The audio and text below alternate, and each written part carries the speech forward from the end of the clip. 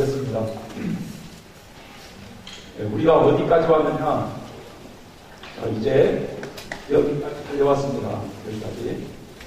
계속해서 지금 우리의 목표점은 지금 어디입니까? 가나안입니다.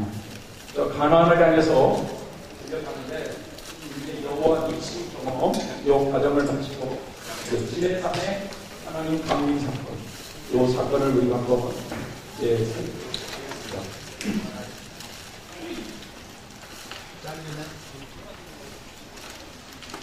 이스라엘 백성들이 시내산 아래에 머물러 있을 때 시내산 꼭대기에 하나님께서 강림하신 사건입니다.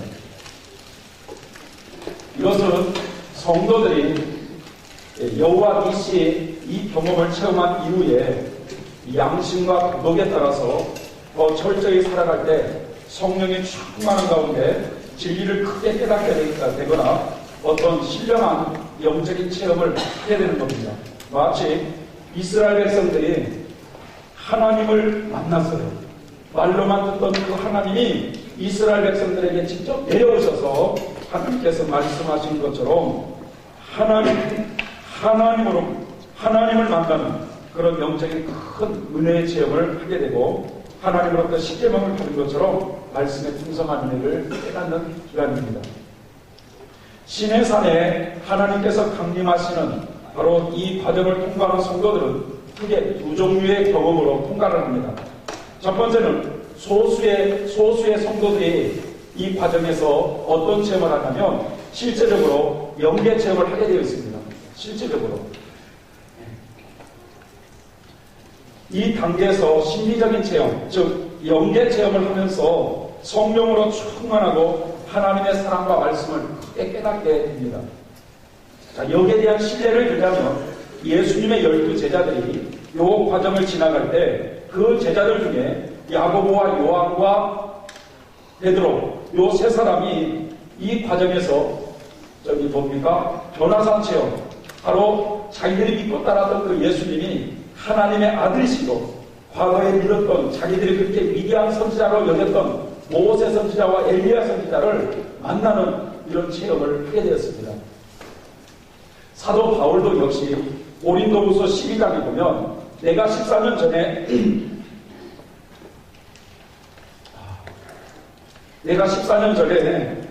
셋째 하늘에 이끌려가서 하나님으로부터 말할 수 없는 것을 보고 듣고 왔다고 그랬어요.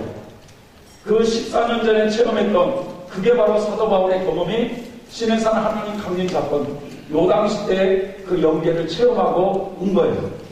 그러니까 요 과정을 지나갈 때 소수의 성도들이 요 과정에서 천국을 체험하는 이런 영적 체험이 있습니다.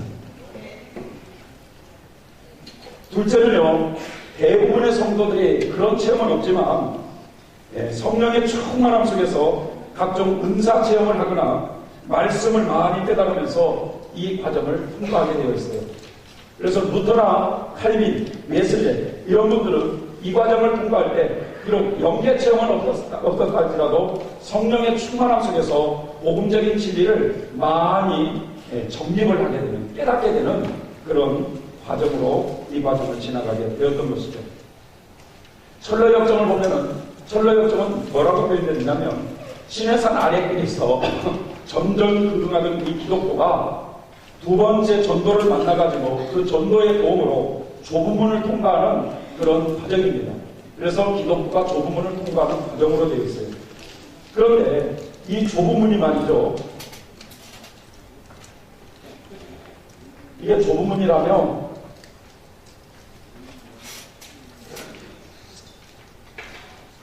죄의 짐을 지고 가는 이 기독교가 이 좁은 문을 이렇게 통과하려고 할 때 어떤 사건이 있느냐면 이 좁은 문으로 들어가기 전에 이 바알세불이라고 하는 이 마귀가 말이죠.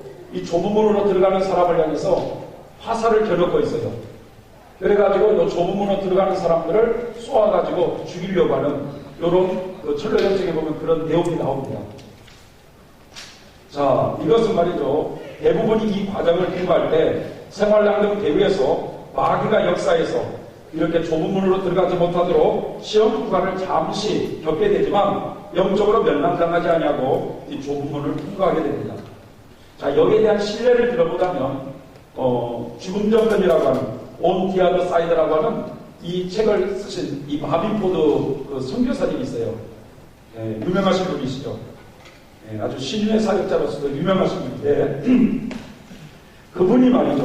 요 좁은 문을 들어가기 전에 요 바알세불에게 화살을 맞아가지고 30분 동안 신장증의 악화로 병원에 입원을 해서 30분 동안 죽은 경험이 있습니다. 그때 그 영혼이 천국에 들어가서 그 영혼은 육체는 죽었지만 그 영혼이 천국에 들어가서 하나님으로부터 말할 수 없는 것들을 많이 보고 와서 이제 좁은 문을 통과한 뒤에 그분이 전 세계의 신유의 사역자로서 하나님께 쓰임받는 이런 모습을 볼 수가 있는데 이 좁은 문을 통과하기 직전에 여기서 바로 이 심장병으로 병원에 입원을 하게 된 것이 바로 이 바알세불에게 맞은 이 화살에 의해서 공격을 당했던 요 사건이었습니다. 자, 이제 한번 두 번째 연단 과정과 두 다른 요 부분에 한번 우리 종교개혁자 루터를 한번 보겠습니다. 루터. 자, 루터를 한번 볼까요? 자, 이 루터는 세상적인 출세를 위해서 법학에 입문하던 중에 세상적으로 이제 좀 잘 살아보려고 법학을 입문하던 중에 22살 때 길을 가다가 갑작스러운 이 벼락을 맞습니다. 그래서 이 벼락으로 인해서요 얼마나 두렵고 떨었는지 하나님께서 살려만 주신다며 세상 것을 다 포기하고 하나님이 기뻐하시는 그 길을 가겠다고 그렇게 살려달라고 애원을 해요. 천둥 번개로 얼마나 두렵고 떨었는지 말이죠. 살려주시면 주님을 위해서 살겠다는 소원을 하게 되는 것이죠.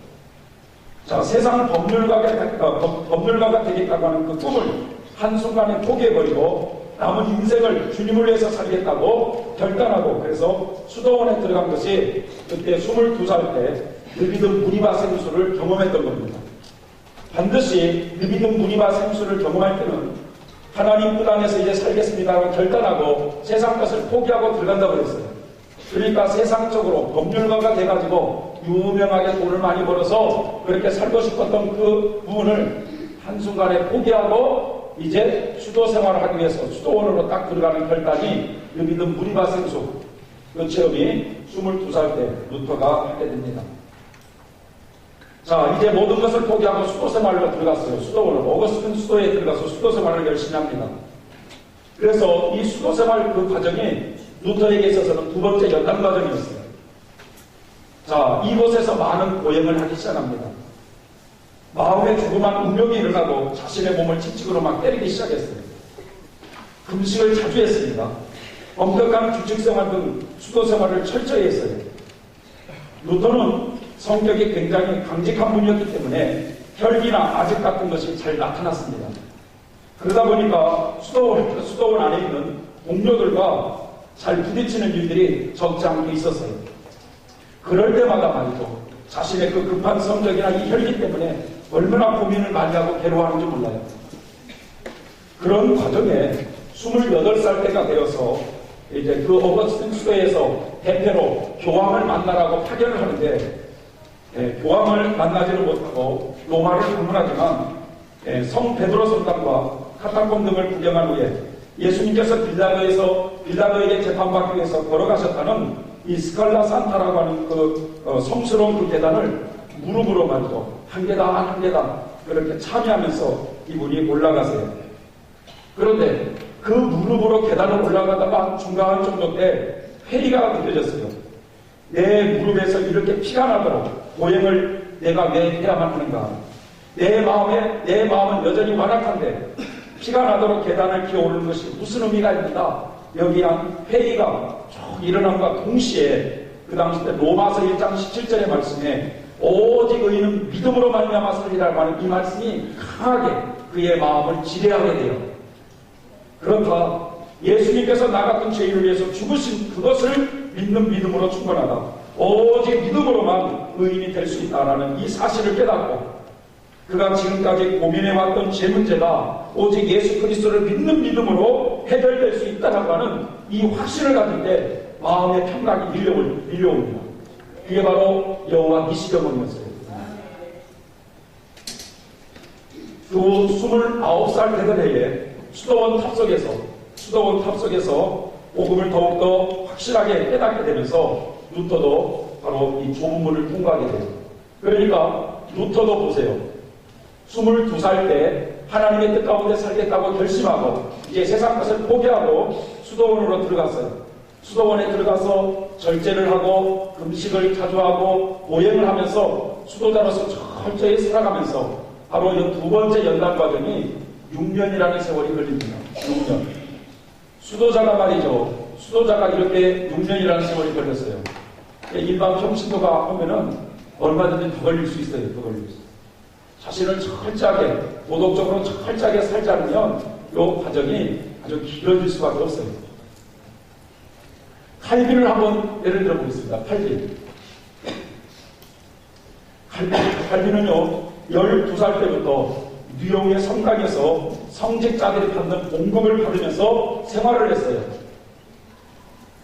어렸을 때부터 카톨릭 신앙이 아주 젖어있는 사람입니다. 그러다가 14살 때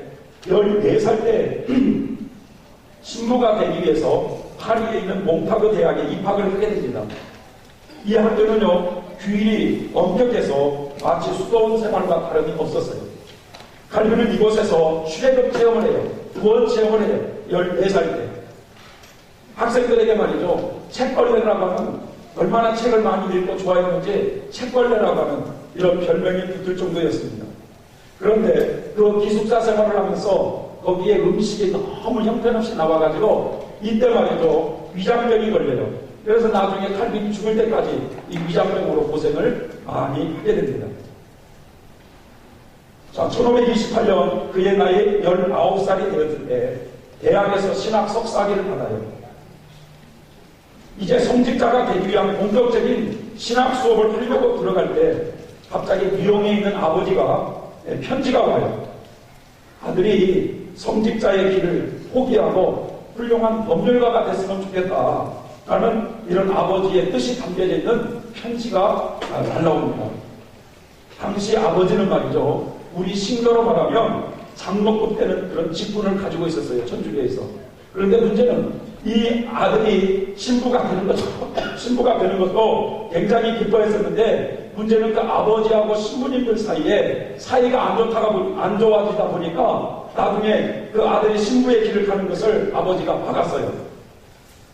그래서 그 길을 중단하고 훌륭한 법률가가 되었으면 좋겠다, 이렇게 아버지가 그러니까 이 칼빈은 말이죠, 아버지의 뜻을 따릅니다.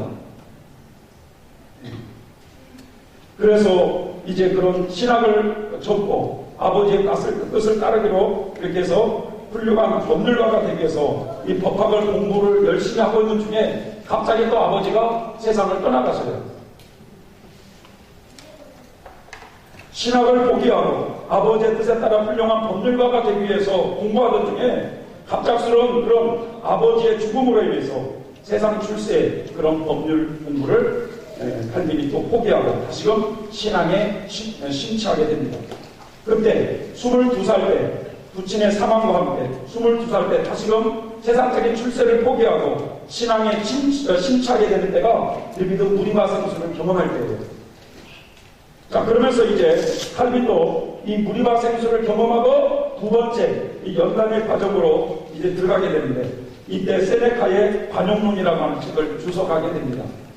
이 세네카의 관용론은 도덕적인 것을 철저히 다루는 내용인데, 그 내용을 하나 주석하면서 얼마나 이분이 도덕적인 문제를 중요시하고 있는지, 철저히 도덕적으로 살려고 했는지 그게 나와요. 그러다가 독일의 그 루터의 종교개혁의 영향이 이제 프랑스까지 점점 미치기 시작하면서 당시에 복음주의적인 입장에서 대학 학장인 칭부의 연설문을 써주게 됩니다. 그런데 그것이 카톨릭을 비판한다는 글이라고 해서 화근이 돼가지고 이제 쫓기는 신세가 돼요. 그러다가 두들레 집에 숨어서 지내다가 여기서 신비체험을 하고 여러 가지 풍성한 말씀을 깨달으면서 이분도 조금은 신해산 하나님 강림이라고 하는 이 과정을 지나가게 되었어요. 칼빈은 말이죠, 거의 보면은 두 번째 연단의 과정이 2년 정도 걸렸어요.